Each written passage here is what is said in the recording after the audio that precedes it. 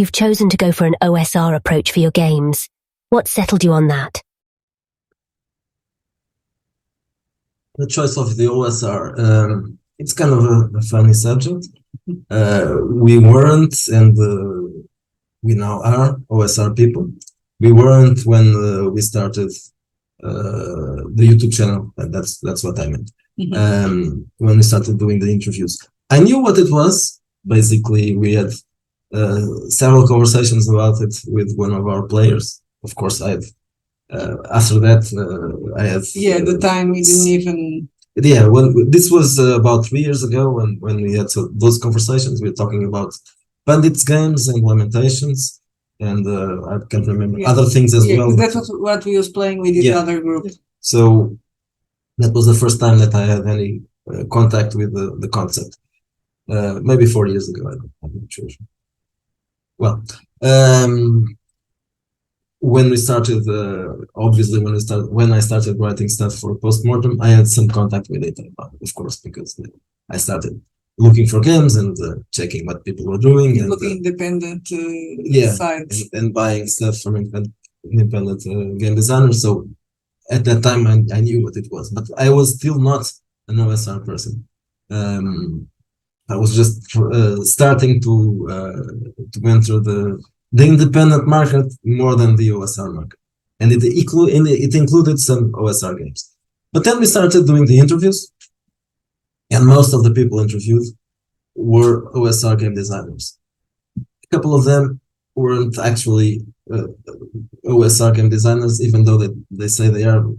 But okay, never mind that. Retro OSR. It's not retro. It's the fashionable. Yeah, but some of those guys just were just using the label because it's fashionable.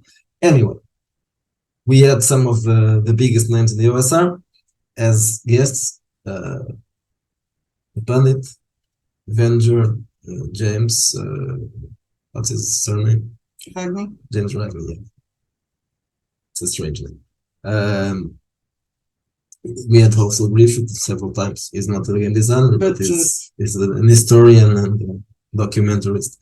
And Alexander Macris and several other people. Even Grimm is not actually an OSR guy, but it depends on the game you're talking about. So after that, and obviously we interviewed other people that were also not really famous, but starting, like the Basic Expert and I'm having a problem. I'm trying to remember Gabor Lux. Oh yeah, of course, Gabor Lux. Yes. I didn't want to say the Hungarian guy, but I was trying to remember his name. Well, that one is easy to remember. Yes, I know. That's why I can't remember everybody. That's very easy to remember. That's why can I remember his name? And while interviewing all those guys and the other ones that we didn't mention, because most of them were OSR as well,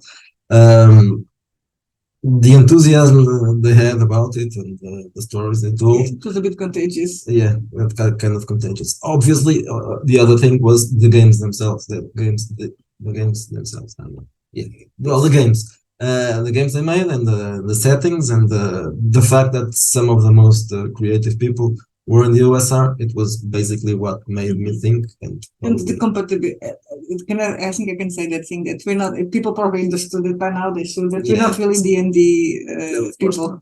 We don't like it. I hate. Yeah, I can say that. Yeah, okay. I can say that it's in Green Channel, not on. I kind of hate D&D. Yeah, well, I started with D&D during a couple of years, maybe 3. I played nothing else but D&D. But then after that, when I found out about other games like Call of Cthulhu, Vampire, Cult, and I had a thing against fantasy role playing because I was thinking that it was equal to D&D. I had to understand that. Oh no, there's a lot of other games. Yes, well, for many years I hated D&D and I didn't want to play any fantasy game because I hated D&D. I still hate D&D more than before. Not because, for other reasons. Yeah, more complicated. Of course, Wizards of the Coast is a piece of things, crap. I can say crap. But but the rules we are using is not D&D. We are using rules that are, first of all, they are old. Now they belong to Wizards of the Coast, but they didn't write them. They are compatible, as you were saying, which makes it. There's another thing I didn't like, and people probably will have a bad reaction to that, but I've mentioned it before, so that's not really a problem. I don't like levels and classes. That's not really what I like, but why not use it? Other people like it. I'm not doing the games for myself. I'm doing the games. I'm not doing Ratchet for me. If I was doing Ratchet for me, probably I would use Cepheus Traveler.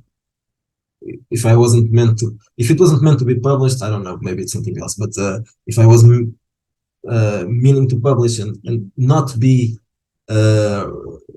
worried at all about other people liking it or buying it, I might have used Cepheus, but then I don't think the people who play Cepheus would like my games. That's the thing. They like something else. So that was the doubt at the beginning. If I was going to use OSR is the more pulpish. Yeah, that's it. And I guess, well, it's and let me see what I was going to say. The easiness. It felt like the OSR was where things were happening. Yeah. People were creating things, working together, collaborating. And at the same time, like you said, you didn't want to reinvent the wheel. You didn't say, I want to create my own set of rules. I never wanted to do that. I don't care about I ended up doing a couple of things that people found amusing. The sins or transgressions, which became now sins and virtues. Some other things, the wanted level and the way we did the experience and all that. So it's the fact that we're playing anti-heroes is not actually a rule, but it's a concept. So adapting the existing rules was, and it was also good because we didn't have time to test everything. And we definitely didn't have time to test it properly. So also because our group is heavy into role-playing game. Yeah, they're bad for testing. Forget about it. You can play test a scenario, but you can play test the rules. You can play test a scenario and see if there's something missing or something. They will do something and it's like, oh my god. So you can check if the scenario is working, and if it works with these guys, it will work with everybody else. But the rules, forget about it. That's not going to be a proper test. But these ones don't really need it. They were properly tested many times along the years. So the OSR had that advantage as well. At least comparing with doing something from scratch. And it will feel too much like math probably for you to create a new set. No, never mind that. I couldn't do that. I couldn't get into it. But maybe I could do a story game, but I wouldn't because I hate story games. That's the only thing I could do because it's not math related. I don't have to worry about bell curves or whatever that means. So using the rules that already existed also have that advantage. And as you said before, the possibility of having collaborations with people, which we have been doing lately and try to do even more, but that's also a good thing because at least in this area of gaming, we already knew some people and we had contacts with people that we interviewed, and not just those, but among them those. And that allowed us to have published the bestiary that Lord Matthews wrote, and then he also edited our Ratchet rules. Now the OGGM is writing. Well, he already co-wrote Vigilantes. He's starting to write other stuff for Vigilantes, maybe other things. We are publishing or releasing, Avengers free scenarios or free stuff. Not necessarily. One thing that I like when talking about compatibility is that we like writing settings and adventures or models, whatever you want to call it, and it's very. I guess we could say that most of us are almost system agnostic. We don't call it that, we call it OSR, but they could be system agnostic easily. If you just take away the stats, they become system But the stats that they have is like knowing that, okay, you can pick this and you don't really like Ratchet, okay, but you can apply it to another OSR. Yeah, that's basically, well, you have tables and you have, what makes it OSR? Tables, random tables. There are plenty of those in modules or books or core books. And the stats are OSR. And it's also the other way around. Well, not for when we publish, though. For example, I wrote an adventure that is a crossover with Venture Salt in our Ratchet space and also Blue. But also when I'm game mastering, because Miguel is added the adventures, I prefer to actually master run things that I've already wrote it because I'm very disorganized. But he edits it, so he already knows, and he gets bored. So I can just pick other things from other adventures and just put it there in the middle. Even so though he doesn't know. My memory is very bad, so yeah, but I know kind of. Yeah, I have a foggy memory of things, and yeah, kind of. So that way I can easily put other things there and then keep him on his toes. That makes it. I like that and I see people talking about doing that. They're playing these settings, but they are mixing with these rules and with this adventure. I really like that. And even though I'm not sure if the spirit is really, really old school, but at least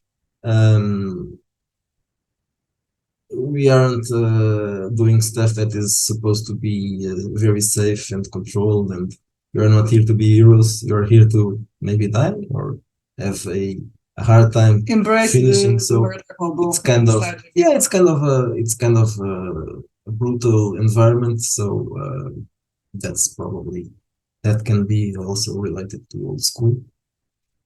So what can we say about this? Well, definitely it wasn't because it's fashionable. We can say that, even though we admitted, and I have no problems admitting, we weren't OSR people, and we hardly have. Well, nowadays, yes, maybe because we have been immersed in this for a year and a half already. So yeah, right now we are. Up to a point, because I'm not going to play D&D anymore. But it wasn't because the label is fashionable. It had nothing to do with it. I would say that for me, the most important thing was this is where people were doing creative stuff, and yes, that also happened. Yes, the fact that we started with the YouTube channel probably made it easier to integrate, and so all those reasons explain why the OSR and not something else. I think it wouldn't have been as successful, if you can use that word, if you had chosen something else, because there are things that are fashionable and but we couldn't enter those. But markets. At the same time, it's now. I'm used to those rules, and now I think. Yeah. I remember when Grim did the review of some of our books. One of the things he said is, I don't know if the OSR goes well with all these types of genres. For me now it does. I don't know if it's because I'm used to it. It helps with the way we play it. At least it works to the cinematic side that you want. Well, actually, maybe those that are really the real old school guys like Griffith that says that I don't care about the rules. It's just.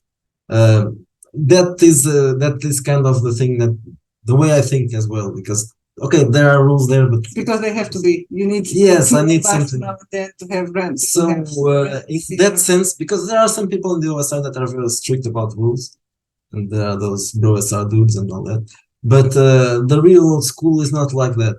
So yeah, maybe that's the concept that is closer to the way I do things. Not because I was there, because I was a late starter. I wasn't really people that started in the 70s. I started when I was 16, 17, so I didn't start at the time. But that concept that the rules aren't that important, and we can just ignore them if we have to. We are here to play the game, not exactly the rules. So that's why also we don't mind so much. And right now I don't really mind the levels and the classes. It's just a label for stuff. So why not? Something else? No. Okay. Let's all for this one.